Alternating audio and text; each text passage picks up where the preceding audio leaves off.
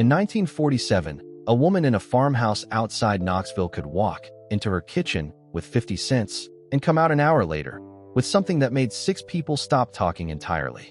No electric mixer, no boxed mix, no refrigerated dough in a tube, just a cast iron skillet her mother left her, a pantry she knew down to the last quarter cup of sugar, and 30 years of knowing exactly what to do with both. Here is what nobody talks about. Those desserts weren't budget cooking. They were some of the most technically precise food this country has ever produced, made by women who never once called themselves bakers. Number 11 on this list. She had saved the sugar to make it for 6 months. 6 months of rationed wartime sugar, sitting in a paper bag at the back of the shelf, waiting for the right morning. Number 20. Her daughter spent 3 years learning it after she was gone. She finally got it right on a Sunday afternoon in October. These 20 desserts didn't disappear because they weren't good enough. They disappeared when the women who carried them did. If a kitchen like that raised you, stay with me. This is what she made, and this is what it meant. Number 1. Stack cake. When a woman in the Kentucky mountains was getting married in 1943, she didn't bake her own wedding cake. Her neighbors did. Each family that came to the wedding brought one thin layer, a flat round of molasses gingerbread, maybe an inch high, baked in whatever pan they had. The bride's family made the filling, dried apples, cooked down soft, with cinnamon and brown sugar, until they turned almost black and smelled like the end of autumn. Then someone stacked them. Layer of cake, layer of apples, layer of cake, layer of apples, all the way up. You could count the layers when it was done. 6 layers meant 6 families showed up for you. 10 layers meant the whole hollow came out. The cake told you, before a single word was spoken, exactly how well that woman was loved in her community. It sat overnight, so the filling could soften the layers into something that cut like a single cake. Dense, dark, spiced, the fruit and the bread completely married by morning. No frosting, no decoration, nothing that cost anything extra, just what people brought and what happened when you stacked it right. Number 2. No baked chocolate cookies. The children could not wait. That was the whole problem. Dinner was done, the table was cleared, and 3 kids were standing in the kitchen doorway with the particular energy of people who have been patient long enough. She knew this. She'd been those children herself. So she made the cookies that didn't need an oven. 2 cups of sugar, half a cup of milk, a stick of butter, 3 tablespoons of cocoa, brought to a full rolling boil. Not a simmer, not almost boiling. A full, bubbling, churning boil. Then exactly 60 seconds. Not 55, not 70. She cut the heat and stirred in the oats, the peanut butter, the vanilla, and dropped them by the spoonful onto wax paper. Then came the hardest part. For the children, anyway, the waiting. The cookies needed 15 minutes to set. She knew this. She also knew they would be watched every second of those 15 minutes by small people who had already decided the wait was unreasonable. Too short on the boil, and you had chocolate puddles. Too long, and they crumbled like sand when you touched them. That 60-second window was the whole recipe. Everything else was just ingredients. She hit it every time. Number 3. Vinegar pie. There were no lemons. There hadn't been lemons in the house for 2 weeks, and there wouldn't be until the next trip to town, which was 4 days away. She had a pie crust, she had eggs, she had sugar, and she had a bottle of apple cider vinegar that had been sitting in the back of the pantry since October. She made a lemon pie anyway. The vinegar went in where the lemon juice would have gone. A careful measure, not a pour, because too much, and the whole thing turned sharp and mean. The right amount gave the custard a bright, clean edge that sat against the butter and sugar like a lemon would have, like it had always been there. Blind baked crust first, so it wouldn't go soft under the filling. Then the custard, eggs beaten smooth, with sugar, a spoon of butter, the vinegar, a little flour to hold it. Into the oven until the center barely trembled. She set it on the windowsill to cool, and nobody in that house ever asked what was in it. They asked her to make it again. That is the difference between a cook and someone who follows a recipe. One of them knows what a thing is actually doing. The other one just knows what a thing is called. Number 4. Applesauce cake. By 1943, the ration book was governing everything. Sugar was the first thing that changed. Then butter. You got what you got, and you figured out how to make it stretch across a week of cooking, a week of baking, a week of making sure the table still felt like the table was supposed to feel. She had applesauce, a jar she'd put up herself in September from the tree at the back corner of the property. Unsweetened, thick, smelling faintly of autumn even in the middle of January. She used it in place of most of the fat. A cup of applesauce into a simple spice batter, cinnamon, cloves, nutmeg, a little brown sugar from what the ration book allowed, and the cake that came out of the oven was moister than anything she could have made, with a full measure of butter. It kept on the counter for 5 days without going dry. In a house where nothing was wasted, a cake that lasted the full working week was not a small thing. The restraint in the ingredients produced something that tasted like abundance. That is a kind of intelligence that doesn't get taught in any school. You learn it at a kitchen counter in wartime, when what's missing forces you to understand what was really doing the work all along. Number 5. Blackberry cobbler. She didn't buy the blackberries. They grew along the fence line at the far edge of the property, where the wire met the tree line, and nobody had cleared the brambles in 20 years. Every August they came back heavy and dark and so ripe that the first ones fell off the cane before you even touched them. The children picked them in the morning before the heat settled in. They came back with purple-stained hands and a pot that was mostly full, a few eaten along the way, which she pretended not to notice. The cobbler came together in 20 minutes. She mixed a simple drop biscuit, flour, a little lard, buttermilk, and spooned it over the berries in the cast-iron skillet. Not a smooth, even layer, dropped in rough mounds that let the juice bubble up through the gaps and caramelize at the edges while the biscuit cooked through. Nothing in that dessert was purchased. The berries were free. The lard came from the hog. The buttermilk was left over from the morning's churning. The only thing she spent on it was the hour of heat from the stove and the attention to know when it was done. Served warm, the juice ran dark purple and sweet against the pale biscuit. You ate it from the skillet because there was no point moving it anywhere else. Number 6. Brown Betty. The bread was going hard. Not moldy, just stiff, the crust going dry the way bread does when there's no one eating it fast enough. She'd save the ends for a week. A heel here, a dinner roll there, a half slice that nobody wanted at breakfast, kept in a bowl by the bread box, going from soft to stale to something with a different kind of use. She buttered them, tore them rough, layered them in a baking dish with sliced apples and a press of brown sugar and cinnamon between every layer. Poured a little water over the top so the sugar would move down through the layers as it cooked. Into the oven at medium heat until the top layer of breadcrumbs turned the color of a November field, deep brown, catching at the edges, the apple juice running up through the cracks and pooling in the corners of the dish.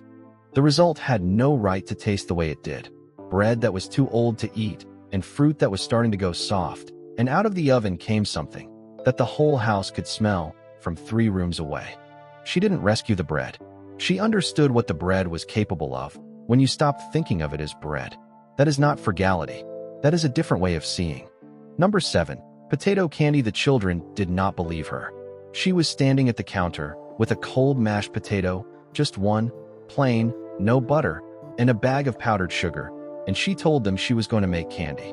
They watched with the skepticism of people who know what potatoes are and feel confident they cannot become candy. She worked the powdered sugar into the potato a cup at a time. The mixture stiffened as the sugar went in, pulling away from the sides of the bowl, turning from something soft and wet into something that rolled out flat like dough. She rolled it thin on the counter, spread a layer of peanut butter across the whole thing, and rolled it up tight into a log, wrapped it in wax paper, into the icebox to firm up. 20 minutes later, she sliced it into rounds. The cross-section showed the spiral of peanut butter against white candy, clean, deliberate, pretty in the way that only simple things done well are ever pretty. No stove, no heat, no sugar cooked or tempered or handled hot. She never explained the chemistry. She didn't need to. The proof was on the plate. The children ate the entire log and then stood by the counter in case there was more. There was not more. She had made exactly what she intended to make, and she had made exactly enough. Number 8. Wacky cake. She mixed it in the pan. No bowl, no separate steps, no creaming butter and sugar, no beating eggs, no sifting anything into anything else. She put the flour, sugar, cocoa, baking soda, and salt directly into the baking pan and smoothed it flat with her hand. Pushed 3 small wells into the dry mixture. Poured vegetable oil into one, vanilla into another, white vinegar into the third. Then poured cold water over all of it and stirred with a fork until it just came together, not smooth, just combined, and put it in the oven. The vinegar and baking soda did the work that eggs would normally do. The reaction lifted the crumb from inside, produced something moist and tight-grained and deeply chocolate. There were no eggs because it was Thursday, and she'd used the last ones at breakfast. There was no butter because the pound she'd bought needed to last through Sunday. None of that was why she made this cake. She made this cake because she knew it worked, and it worked every time, and it took 1 bowl fewer to wash, which at the end of a full day meant something. Later, people would call this recipe vegan. She would not have known what that word meant. She would have said, "It's just a cake that doesn't need what you think it needs." She would have been right. Number 9. Rice pudding. She started it after dinner. The dishes were washed, the children were at the table with their schoolwork, and she put the rice and the milk on the stove over low heat and began to stir. Not constantly. You couldn't stand there and stir for an hour without stopping, but regularly. Every few minutes, running the wooden spoon across the bottom of the pot so nothing caught and scorched, watching the liquid thicken slowly as the starch released from the rice and the milk reduced, and the two things became one thing. The smell changed as it cooked. First just warm milk, then something sweeter, richer, the sugar going in toward the end, with the vanilla and the cinnamon dusted over the top. The children did their spelling words. Someone asked for help with a subtraction problem. A lamp was moved closer to the table. The pot was stirred again. By the time the homework was finished, the pudding was ready. She poured it into a dish and set it in the window to cool. In winter it went to the table warm, in summer it went into the icebox and came out cool and set, the rice swollen soft, and the milk turned to something almost silky around it. A pound of long-grain rice cost 30 cents and filled a bowl that served 6. But the real ingredient was the hour, the attention, the choice to stand at that stove while the house settled into evening. That doesn't appear in any recipe. It was always there anyway. Number 10. Pineapple upside-down cake. The skillet belonged to her mother. You could tell by the surface. Decades of seasoning built up in layers until the iron was almost black and completely smooth. Her mother had cooked in it for 30 years before she had, and she had cooked in it for 20 more. For this cake, she melted butter directly in the pan, pressed brown sugar into the butter until it dissolved, then laid the pineapple rings flat against the sugar in a pattern she never varied. 1 in the center, 6 around the outside, a maraschino cherry pressed into each ring's hollow, red and slightly too bright against the amber. She poured a simple yellow cake batter over all of it without disturbing the arrangement underneath, into the oven, and then the part that required something beyond technique. When the cake came out, she placed a plate over the pan. She paused for exactly 1 breath, and then she flipped the whole thing in one motion. Fast, confident, committed, because a hesitant flip ruined it. The caramelized fruit needed to fall cleanly away from the iron and land on the plate still hot, still moving. She'd learned the motion from watching her mother. Her mother had learned it from watching hers. Nobody wrote it down. It wasn't that kind of thing. The cake looked like something from a magazine. It cost under $1.50 in a year when that was real money. 1 flip, and something plain became something worth looking at. Number 11. Buttermilk pie. The sugar had been in a paper bag at the back of the shelf since September. She'd been rationing it, a spoon at a time, stretched across 6 months of cooking, setting aside what she didn't use, what could be saved, what could wait. Not for anything she could name then, just saving. The way you save things when you don't know what's coming, but you know something is. The telegram came in April. He was coming home. Not hurt. Coming home. She read it twice. Then she put it on the table and went to the shelf and took down the paper bag. Buttermilk pie is 4 things: eggs, sugar, buttermilk, butter, a blind-baked crust so it doesn't go soft. The filling poured in while the crust is still warm, then back into the oven, until the center barely trembles, just barely, and the top turns faintly gold and smells like something between custard and caramel. She made it that morning. By the time he walked through the door that afternoon, it was cooled and set and waiting on the counter, and the house smelled like every ordinary evening they were going to have again. She didn't explain the sugar. He didn't ask. He just sat down, and she cut him a piece, and that was the whole conversation. Number 12, oatmeal cake. The women who brought this to church suppers were not asked for the recipe. They were asked to bring it again. That is a different thing entirely. Quick oats soaked in boiling water until they bloomed soft and heavy, then folded into a spice batter with brown sugar, butter, eggs, vanilla. The oats gave the crumb a weight that kept it moist 3 days after baking, which mattered in a house where Sunday's cake needed to last through Wednesday. But the frosting was the reason. While the cake was still hot from the oven, she made it on the stove. Butter, brown sugar, evaporated milk, shredded coconut, chopped pecans, vanilla, cooked together until it thickened. Spread it thick over the warm cake and slid the whole thing under the broiler. 2 minutes, maybe 3. Long enough for the coconut to toast at the edges, the sugar to caramelize in dark patches across the surface, the whole thing to smell like a candy factory and a kitchen at the same time. The oats were one of the cheapest things in the grocery store. A full sheet cake for a church supper of 20 people cost under $2. Nobody at that supper thought of it as a budget cake. They thought of it as her cake. She had been bringing it for 15 years. Her name and that cake were the same sentence in that congregation, and she knew it, and she never said so out loud, and she never once changed the recipe. Number 13, bread pudding she started saving in November. Every heel of bread, every dinner roll that went untouched, every slice that got left on a plate and wasn't worth wrapping. She kept them in a bowl by the bread box, and when the bowl was full, 2 weeks of heels and ends and dry-edged leftovers, she made the pudding. She tore the bread into rough pieces and spread them in a baking dish. Poured a custard over the top, eggs beaten with whole milk, sugar, cinnamon, nutmeg, vanilla, and pushed the bread down with her hands until every piece had soaked through. Let it sit 20 minutes. Into the oven for an hour. The bread that went in stiff and dry came out soft and custardy, completely changed, holding the shape of the dish and smelling like something that had been made with intention from the start. The vanilla sauce went on warm, poured over each serving as it was cut. Butter, sugar, and egg, vanilla, cooked together on the stove until it thickened to something that ran slow and pale gold over the pudding and pooled in the corners of the plate. The cost of the dish was essentially the eggs and the milk. The bread was already accounted for, already written off, already on its way to the trash in any other kitchen.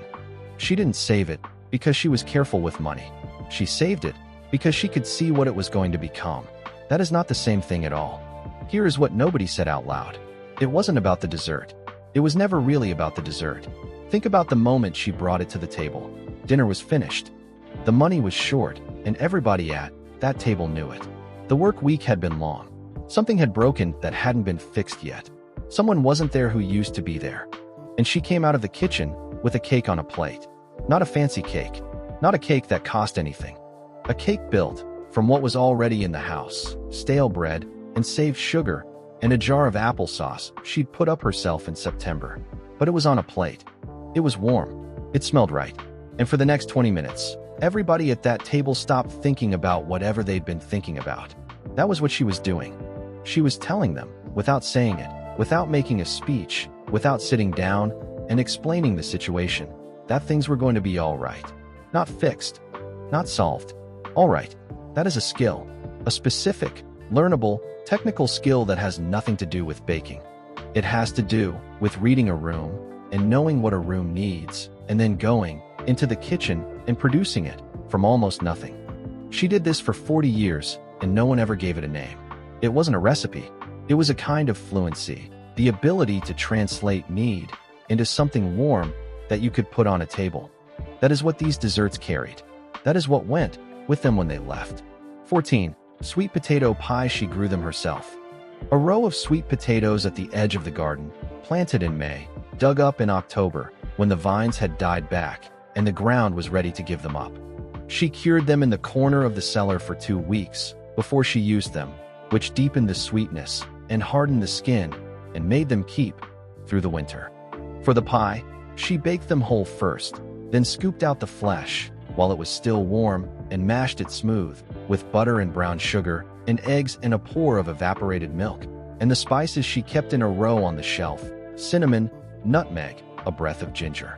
The filling went into a hand-pressed crust and baked until the center was just set. It came out darker than pumpkin pie, richer in flavor, with a sweetness that wasn't sharp, but deep. The kind that sits at the back of the mouth and stays there. At Thanksgiving, it appeared on the table alongside everything else, without ceremony or announcement. Nobody called it special. It was just there, the way it was there every year, the way the table itself was there. The sweet potatoes had cost her nothing but the garden. The pie had cost her nothing but the knowing. Number 15, tomato soup spice cake. When people heard what was in it, most of them didn't believe it. She told them after they'd had seconds. A can of condensed tomato soup, undiluted, stirred directly into the spice batter in place of the liquid and most of the fat. Campbell's had been printing the recipe on the can since 1928, and it had survived from the Depression through the war years and all the way into the 1950s because the women who tried it once kept making it. The tomato didn't make the cake taste like soup. What it did was specific and chemical. The acidity activated the baking soda and produced an even, fine crumb. The natural sweetness of cooked tomato deepened the brown sugar and amplified the cinnamon and allspice. The moisture kept the cake from going dry. The texture was impossibly tender. Topped with cream cheese frosting, it tasted like something from a bakery in a city she'd never been to. She knew why it worked. Not in textbook language, in her own language, the language of 20 years at a stove. She knew that acid did something to baking soda. She knew that cooked tomato was sweeter than raw. She knew that fat wasn't the only thing that kept a cake moist. She had figured all of this out at a kitchen counter, through repetition, through paying attention, through caring whether it came out right. There is a word for that kind of knowledge. It's called expertise. Number 16, chess pie. 4 ingredients: eggs, sugar, butter, a spoon of cornmeal to keep it from weeping. Poured into a blind-baked crust and put in the oven until the top turned the color of old paper and the center held when you nudged the pan. The cornmeal was the thing most people didn't know about. It thickened the custard just enough, not dense, not stiff, just held. The filling set smooth and slightly translucent at the center, rich and faintly sweet, with a top that was barely crisp where the sugar had caramelized against the heat. People who had never seen it made assumed it was complicated. They assumed this because it tasted like something complicated.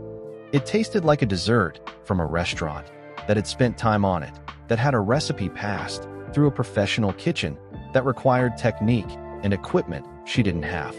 She had a pie dish, a wooden spoon, and 4 things from the pantry. That gap between what it tasted like and what it cost, between what people assumed and what it actually was, that gap was the whole point. She knew it, and she didn't explain it. She just kept making the pie and let people believe what they wanted to believe about how it was done. Number 17, persimmon pudding. She made it only twice a year. Sometimes only once if the tree had a bad season. And only after the first hard frost. That was the rule, and it wasn't a preference, it was botany. A persimmon picked before frost is so astringent it makes your mouth go wrong in a way that takes an hour to leave. After frost, the same fruit turns soft and orange sweet and smells like honey left in the sun. She waited for the frost the way some people wait for a holiday. The persimmons were pressed through a sieve until she had a thick, dark pulp, rich, concentrated, nothing like any other fruit. Into a batter with eggs and buttermilk and a little flour and brown sugar and cinnamon, poured into a buttered pan and baked slow until the top set firm and the whole thing pulled away slightly from the edges. The pudding that came out was dense and custardy and deep brown, almost the color of gingerbread, and it tasted like something the season had been building toward for 3 months. She made it the first frost night when the house was cold enough that the oven was welcome and the family sat in the kitchen while it baked because that was the warmest room. Some years the tree barely produced. She would walk out to it in October and check what was there, and what was there was what there was, and she made what she could from it. You don't eat persimmon pudding whenever you want it. You eat it when the season says so. And that, the waiting, the dependence on something outside the kitchen entirely, made it taste like nothing else on this list. Number 18. Tapioca pudding. The wooden spoon never stopped. Small pearl tapioca into cold whole milk, soaked for 20 minutes, before the heat even went on. Then low heat. Not medium, not anything impatient, with the spoon moving in slow circles across the bottom of the pot, pulling the pearls off the surface before they could catch, keeping the milk from scalding at the edges. The whole process took the better part of an hour. The pearls swelled slowly, going from hard and white to swollen and translucent, and the milk thickened around them by degrees, tightening from something watery to something that coated the spoon and held the trace of where it had passed. Sugar went in near the end, then vanilla, then the egg yolks. Tempered carefully, a spoon of the hot pudding stirred into the yolks first so they didn't scramble, folded back into the pot, and cooked another 5 minutes until the whole thing thickened to silk. Her grandchildren would ask for it by name, and then stand at the edge of the kitchen watching it be made, and ask, "Is it done yet?" "Not yet." "Is it done yet?" "Not yet." She never hurried it. She knew you couldn't hurry it. The pearls were done when the pearls were done, and the only thing that got you there was the spoon, and the low heat, and the willingness to stand there and keep going. The lesson was in the making. She just never said that out loud. Number 19. Molasses cookies. When the white sugar ran out, she reached for the jar at the back of the shelf. Molasses was what you used when you couldn't use sugar. Not as a consolation, as a decision. Molasses brought something white sugar couldn't.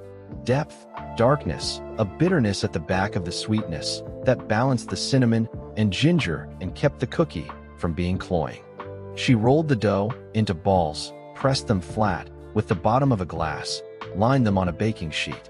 They came out of the oven soft at the center, just set, crinkled at the edges, where the sugar she'd rolled them in had caramelized.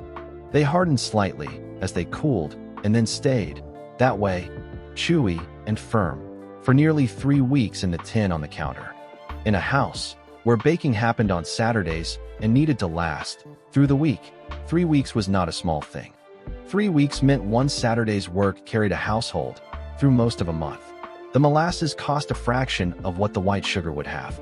The cookies that came from it lasted longer and tasted more interesting. She knew this. She had learned it during the war when the ration book made the choice for her, and she had kept making them after the war ended because she understood, by then, that the constraint had produced something better than what she'd had before. Some things you only find when you have to find them. Number 20. Banana pudding. Her daughter tried for 3 years. She had the recipe, written in her mother's handwriting on a card, that had been folded and unfolded so many times it had gone soft at the creases. She had the right ingredients, the right dish, the right pan for the meringue. She had watched her mother make it a dozen times before she was gone. But the custard kept breaking. Not badly, just not right. A little thin, or a little grainy, or the meringue wept and left a pool of liquid under the peaks overnight. Close enough that most people at the table wouldn't have noticed. Not close enough for her. She finally got it right on a Sunday afternoon in October. It's the custard that requires the skill. Egg yolks and sugar and flour whisked together, then hot milk poured in slow, while the whisk keeps moving, tempering. The word is, though she learned the motion before she learned the word. Then back on the heat, stirring constantly, watching for the moment it thickened from something loose into something that coated the spoon and held a line. That moment comes fast. You have to be watching for it. Nilla wafers in the dish, bananas sliced over them, the hot custard poured over everything. Then the meringue, egg whites beaten stiff, with cream of tartar spread to the edges so it didn't shrink, browned in the oven until the peaks turned gold. Set it in the icebox overnight. By morning the wafers had softened completely into something indistinguishable from cake. The custard had set, and the meringue held its peaks still trembling. Her mother had made this for 40 years. Her daughter had spent 3 years learning it. On that October Sunday, she brought it to a table full of people who had never tasted the original, and they went quiet in the way that people do when something is exactly right. She didn't tell them whose recipe it was. She didn't need to. The skill had traveled. That's the only thing that matters about any of this. Not that these desserts survived on a page somewhere, but that someone cared enough to keep learning them until they got it right. There are kitchens in this country right now with a folded recipe card in a drawer, a card in handwriting that belongs to someone no longer there. What happens to that card is still being decided.